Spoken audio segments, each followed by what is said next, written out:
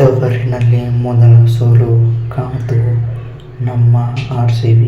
ಅವರು ಮ್ಯಾಚ್ ನೋಡಲು ಬಂದಂಥ ಫ್ಯಾನ್ಸ್ಗೆ ನಿರಾಶೆ.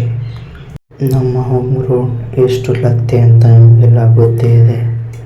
ಮೊದಲು ಬ್ಯಾಟಿಂಗ್ ಮಾಡೋಕ್ಕೆ ಬಂದಂತಹ RCB ವಿರಾಟ್ ಕೊಹ್ಲಿ ಇವತ್ತು ಬೇಗನೆ ಔಟ್ ಆದರು.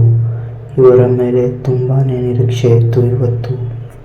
ಬಟ್ ಲೆಫ್ಟ್ ಹ್ಯಾಂಡ್ ಬೌಲರ್ಗೆ ವಿಕೆಟ್ ಒಪ್ಪಿಸಿದರು ಕಿಂಗ್ ಕೊಹ್ಲಿ. ಫಿಲ್ ಸಾಲ್ಟ್ ಕೂಡ ಒಳ್ಳೆಯ ಸ್ಟಾರ್ಟನ್ನೇ ಕೊಡ್ತಾ ಇದ್ರು. ಆದರೆ ಸಿರಾಜ್ ಪೈಗೆ ವಿಕೆಟ್ ಒಪ್ಪಿಸಿ ಔಟ್ ಆದರು. ಹೌದು, ಸಿರಾಜನ ಅಂತಾರೆ, ನಾನು ಈ ಗ್ರೌಂಡ್ನಲ್ಲಿ ತುಂಬ ಮ್ಯಾಚ್ಗಳನ್ನು ಆಡಿದ್ದೀನಿ. ಸೊ ಇವತ್ತು ನನ್ನ ಹಳೆಯ ಟೀಮ್ಗೆ ಮಣ್ಣು ಮುಕ್ಕಿಸುತ್ತೇನೆ ಎಂದು ಬರೋಬ್ಬರಿ 3 ವಿಕೆಟ್ ಕಬಳಿಸಿದರು. ನಾಯಕ ರಜತ್ ಪಟಿದಾರ್ ಕೂಡ ಇವತ್ತು ಬ್ಯಾಟಿಂಗ್ನಲ್ಲಿ ಫ್ಲಾಪ್ ಆದರೂ LBW ಆಗುವ ಮೂಲಕ ಇವತ್ತು RCBಗೆ ಆಪತ್ಬಾಂಧವ ಆಗಿದ್ದು ಲಿಯಾಮ್ ಲಿವಿಂಗ್ಸ್ಟೋನ್. ಇವರು ಹಾಫ್ ಸೆಂಚುರಿ ಹೊಡೆದೇ ಇದ್ದರೆ RCB ಬೇಗನೆ ಆಲ್ಔಟ್ ಆಗ್ತಾ ಇತ್ತು. ಬರೀ ಸಿಕ್ಸರ್ಗಳಲ್ಲೇ ಡೀಲ್ ಮಾಡಿದ್ರು ಲಿಯಾಮ್ ಲಿವಿಂಗ್ಸ್ಟೋನ್. ಮತ್ತೊಂದು ಕಡೆ ಸಾಥ್ ಕೊಟ್ಟಿದ್ದು ಜಿತೇಶ್ ಶರ್ಮಾ. ಹೌದು, ಇವತ್ತು ಔಟ್ ಆಫ್ ದ ಸಿಲೆಬಸ್ನಿಂದ ಬಂದು RCBಗೆ ರನ್ ಮಾಡುವಲ್ಲಿ ನೆರವಾದರು. ಇವರ 30+ ರನ್ ಕಾಂಟ್ರಿಬ್ಯೂಷನಿಂದ RCBಗೆ ಒಳ್ಳೆಯದಾಯಿತು. ಟಿಮ್ ಡೇವಿಡ್ ಇವತ್ತು ಫಿನಿಷರ್ ರೋಲ್ನ ತುಂಬಾ ಚೆನ್ನಾಗಿ ನಿಭಾಯಿಸಿದರು. 18 ಬಾಲ್ಗಳಲ್ಲಿ 32 ರನ್ ಕಲೆ ಹಾಕಿದರು ಟಿಮ್ ಡೇವಿಡ್.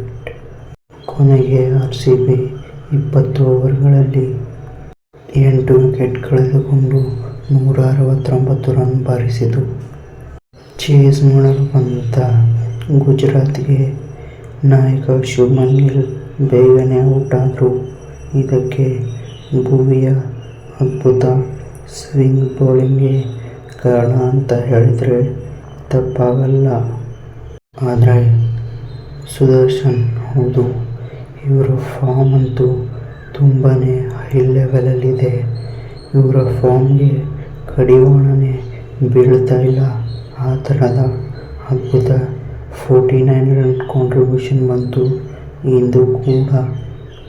ಬಟ್ ಚೇಸಿಂಗ್ನ ಪೂರ್ತಿಯಾಗಿ ಕಂಪ್ಲೀಟ್ ಮಾಡಿದ್ದು ಜೋಸ್ ದ ಬಾಸ್.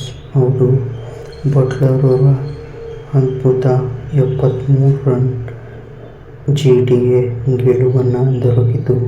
ಇದು ನಿಜವಾದ ಬಟ್ಲರ್ನ ಬ್ಯಾಟಿಂಗ್ ಅಂತ ಹೇಳಬೇಕು.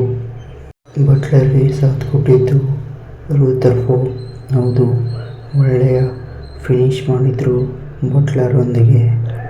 ಕೇವಲ 18 ಬಾಲ್ಗಳಲ್ಲಿ 30 ರನ್ ಕಲೆ ಹಾಕುವ ಮೂಲಕ GTಗೆ ಭರ್ಜರಿ 8 ವಿಕೆಟ್ಗಳ ಜಯ ದೊರಕಿಸಿತು.